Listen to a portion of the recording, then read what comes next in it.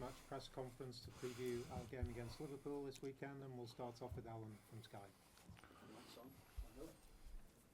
Right, Sean, good afternoon. I know first games back after international matches can always be a little tricky. Does it help that it's a Merseyside derby, given the intensity of these sort of matches, do you feel? Well, we'll see. You want everyone to hit the ground running when they've been on the international breaks. Some have been active, of course, others have had not so active as in the game sense. But we've done some work with them players who haven't been playing. So, yeah, want it to come together, of course, and deliver a performance. Is it possibly, you probably get asked this question a lot, is it a good time to face Liverpool after an international break? Yeah, I've been asked that many times. Yeah. 12-30 games, so they've had a lot of players away who've travelled. Yeah, well, their record's very strong. They're a very good outfit. We know that. Our record needs changing there. We know that. It's been a long time with not many wins, but it's a tough place to go. Like I said, so I don't think we'll be listening to the kind of the noise around it. We're trying not to anyway, but there is a lot of noise, rightly so. Big game, but it's more about our focus to get through that and concentrate on our performances, because I think generally they've been strong, but we are taking on a top side. You've experienced one so far. That was at Anfield. How much are you looking forward to this one? Yeah, I must say, from afar, the stories, but it's not the same as when you're in it. The focus stays the same, when the whistle blows, you're focusing on the teams, but the build-up, the feel around it, there's no two ways about a proper derby. I've played in a few and I've been around a few, but it's certainly the biggest one I know and I've been involved in. I've only had one experience, but I'll certainly be looking forward to the next one. I know you quoted as saying it's a game for the people, the fans. No, only quite that, because I think, when it's something that your life is around, I think it's different. So I don't try and jump into that. It doesn't mean I don't challenge myself to care deeply about it. Of course I do. About the result, the feel of the performance, the feel around the Evertonians. Of course I do.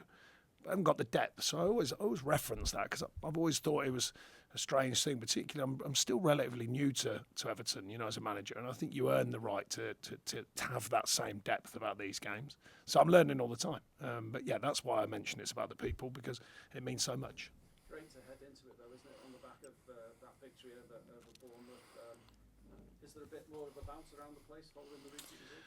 Yeah, I think we were in decent spirits anyway, but I think it reaffirms to the players and the staff, by the way, the work that staff put in, as diligent as they all are. It reaffirms that when you get it right and you take your chances and you find them real cutting edges in the performance, then I've always said I think we're a decent outfit. I've never lost sight of that or belief in it. Even last season there was a lot of noise around it, but I never lost sight of that. I still think with all the challenges, all the recruitment challenges, we've still got a very, very strong group of players, and it's about performing and delivering, but of course inevitably winning. So I was pleased that all came together to get not just a performance, but a very, very good win on top of a very good performance. Does the approach change in these games, given the frenetic nature of the fast start that you probably need in the Merseyside derby? Well, it sometimes does, but it sort of shouldn't really. You want your players to go out there and have that feel. You want that edge that I've spoken about many, many times. You want that from any game. But, it always adds that extra little bit when it is a game like this. Or it always seems to. Not literally always, but it always seems to. And it feels like there's that energy from the off. You can't have a chat with you without talking about Dominic Calvert-Lewin, supposedly. True, well, yeah. But I know he didn't score against Bournemouth, but he had a very good game. And we know we can't have a total reliance on one player. But he does seem crucial to the way Everton play. Do you see it that way as well? I don't know about crucial, but we know he's an effective player. We know he's getting back to full fitness and sharpness. I think that's very obvious by the way he's playing. His stats support that as well, his physical stats. And really, I think it's just keeping out on the pitch as many times as possible until he's totally free-flowing, because I think he's a very, very good player. He's got 49 Premier League goals for the club, so it'll be a good time to get the 50th. I'm absolutely sure of that. Idrissa Gana Gueye, is he fit and available? Yeah, he had a knock, unfortunately, that needed settling down. Virtually everyone, apart from the longer term, Dele Alli and Andre. Seamus is on the grass for the first time with us, but he's had one day, so he needs time, obviously, after a long period out with us. So, yeah, a lot of the players have come back fit and well, which we're pleased about on the international side of things. And the other group have worked hard in the meantime.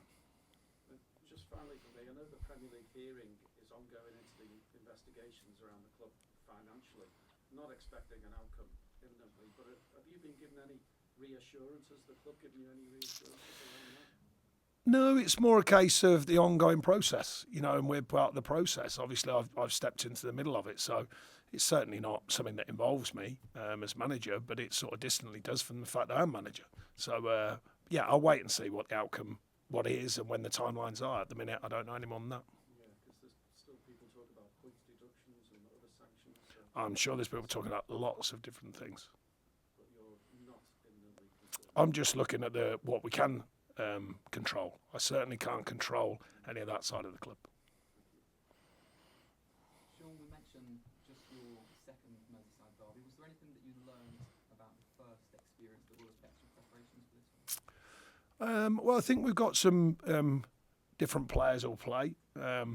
I think with all due respect, we had a go with Simsy up front, compared with Dom. All due respect, as I said, a very good young player, but Dom's a different category, I feel, as a player with his experience, and especially now that he's getting fit. So we think that gives us a slightly stronger feel about the team, that is.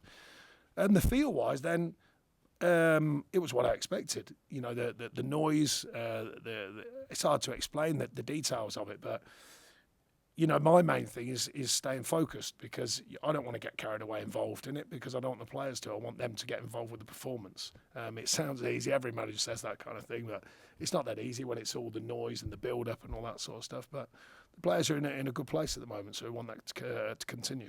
You talk about the noise around a spectacle like this. Is there a way, though, that you can channel that and use it to your advantage? Well, that's what every manager wants. It's adding the feel, adding the noise, adding the build-up into the tactical plan, the tactical understanding, the nature of performance. That's the blend you want, because it can bring energy, of course. These games bring an energy as well, and you've got to use that energy wisely as a team. And finally, from me, Jurgen Klopp has a wealth of attacking options. When there are so many possibilities, does that affect preparation, or for you is it simply the one philosophy that will affect how you go into the game? I think sometimes it does. Tactically you shift and you change and you organise a team differently, but sometimes it's very subtle. If you look at Liverpool's record, they tend to stick with a basic format, and there are twists and there are tweaks, and most teams do that, I think, when they've got a format they like. And me likewise, when I've got a format that I think works, it's twisting, tweaking, knowledge of the opposition, but also knowledge of what you can do to affect the game in a very positive manner. So it's finding that, getting it to work. That's the secret. So, again, all these things sound really easy when we're talking about them. Not so easy when the whistle blows and there's them human beings running around to deliver. Thanks very much. We've got Shamin at the BBC. Hi, Sean. Hi. You said the hearing's an ongoing process. Is that the same message you've been given about the takeover? There's no messages. It's just an actual fact. It's an ongoing process. So that's it. Regarding the hearing, the takeover, very similar. I mean, I've met them, which I said to you, it was a very casual meeting. All these things take a lot of time. I know that. That I don't know the exact timescales on that either, but they do take a lot of time in my limited knowledge, but my knowledge from afar at seeing these takeovers. Obviously, there is lots being written about it. Is there any sort of distraction to you guys around it, around the hearing? I'm not looking at that. I've certainly haven't heard any voices around the change room speaking about it, and around the staff. Everyone's just focused on what we do. In terms of Saturday, do you need to change the setup somehow on the pitch? Well, like I was just explaining, I think twists and tweaks, more than radical change. We have changed this season, went 5-4-1 at Villa and delivered a very good performance, got a good outcome. We have the variances that we can, I think. That was part of the fact that I spoke bigger picture-wise of getting a more balanced squad, so you can tactically flex and change more. But I must say the last performance was a good one. So the performances around that have been strong as well. So, I think it'll be more tweaks rather than radical change, but we'll see. And that squad depth will be important, won't it? Because you have more options to change it if required, if the game's not going right, if it is going right as well. Yeah, absolutely. You want as many players fit and well as possible, and also as many game fit players as well. So that's the next challenge. A few have got some minutes in internationally as well, which is helpful. Getting everyone to that real game fitness is important. And those details that you speak about in each box, is that what's going to win or lose a game on It invariably does in every game, most games, I would say. But the concentration and focus in every game, but particularly in these games, I think when there is that extra added atmosphere and that build-up, I think the concentration and focus for all the players is very important. And what's the message to the players before the game?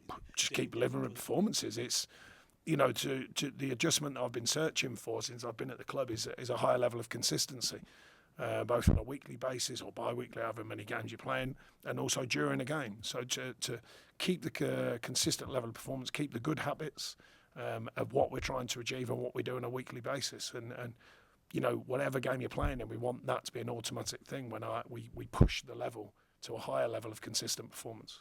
Thanks, Shamoon. We'll go to Julia at Radio Merseyside. Hi, Sean. You said the players are in a good place at the moment. Is that simply off the back of the Bournemouth performance and the win, or is it just feeling like it's coming together a bit more? I think 3 out of 4 wins, I think, gives that extra bit of feeling. I think it was there. I just think it gives them an enhanced feeling within the group. The one that got away in between as well, I think we made sense of that. I think the players did. So I think really it's partly the literal thing, 3 out of 4 wins, and then partly the idea of the players are beginning to find each other's ways of playing, and that adaptation that they need does take a bit of time sometimes, and I think it's continuing to grow. So, a bit of both, I think. You mentioned about having the edge in the Merseyside derby. It's easy to have the edge, and then sometimes tensions boil over a little bit in these games. How do you make sure the players have the edge, but not too much edge? Well, the game's changed. I don't think it's not as physical now as it was, as in, I presume you're implying the nature of tackling and challenges. I think it's more control, but you want that in every performance. It's certainly very difficult in football to win games if you haven't got the right amount of players, that's for sure. So part of that in any game is to keep 11 on the pitch. But that's part and parcel of the derby, is that bit of control and focus, which I just spoke about. I think that's important. The opposition managers had a lot to say about the 12:30 kickoffs. What is your take on them, particularly after an international break? Yeah, I've always been a bit more open-minded. You know, the Premier League programme gets laid down. It's a challenge. There's no two ways about it. The more clubs that are involved in all the competitions, it becomes an increased challenge for them, of course. So I do understand to the manager when they mention that. I've had certainly one season at Burnley through the Europa thing and all that, so it does get very challenging. But the programme is there. We know it early doors. It does change because of TV, but we know it pretty early. And I think you just adapt and change. And I certainly speak to the players about that, adapting and changing their routine, trying to get that right for maximum performance.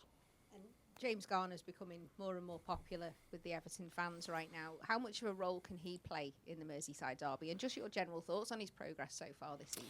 Yeah, really happy for Jimmy and his progress. As you put it, when I got in, he'd been injured. I knew of him from the season before at Forest. I went down to Forest quite a bit that season while I was having a rest. And he was performing there. And when I got in, he was injured, as I said. To get back to true fitness, deliver, his adaptability for a young player is very, very pleasing. But I've always seen him mainly in a central role. I still do. But I do like the flexibility of him. You know, he's a player that can use that wisely, and he does. And he's been very open to use it for us, and he's worked very hard in other positions. And he's growing into what he is, and that's a very good footballer in my opinion. We'll go to Carl at the Press Association. Hi, Sean. I presume by now you've got a very good method of shutting out the outside noise that's been going on at the club. Yeah, I just don't read it or listen to it. That's the easiest thing. Absolutely. But do you have a mechanism so you can work out what you don't need to hear and what you do need to hear? No, it's very difficult because the amount of attention every game gets now, Premier League games or Premier League teams get. This only enhances, with derbies. It's very difficult to. You can't stop all the messages outside of what we give them, of course. The media, social media. So the players have to learn to adapt to it. Goods, bads, and indifference. The players have to learn that's part of their careers. It's part of who they are. Managers as well, by the way, of course. Staff as well. Everyone connected with it. So I don't think there's a perfect way of dealing with it. You just manage it the best you can.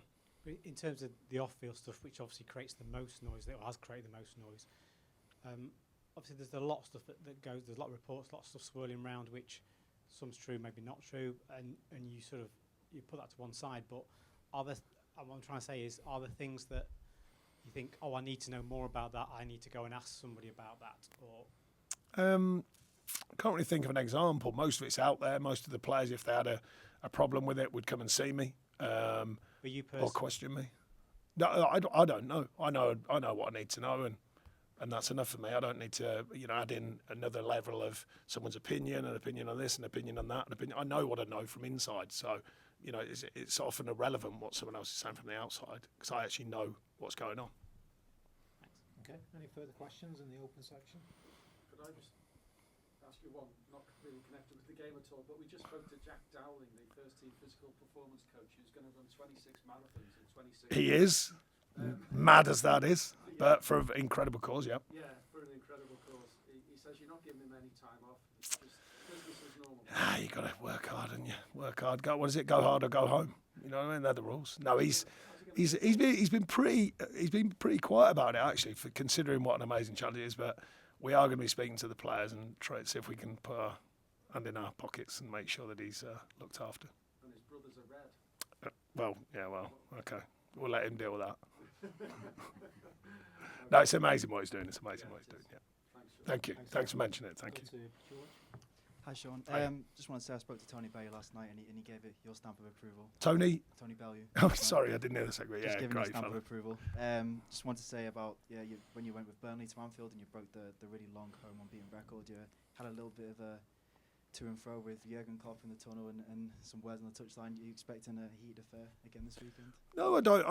I think I spoke clearly then that every manager should be passionate about what they do. You have to control it, ever more so. There's more demand on managers to control it, I think. But I think it's nothing other for me. That was that sort of stuff was commonplace when I was playing, when I was early in my managing career. It just gets blown up now. It was a commonplace thing. Straight after the game, full of respect, go fantastic, well done. That's the reality as I see it. There's not a manager I can think of that I've properly fell out with, as in hold a grudge. Never. And I've played against many.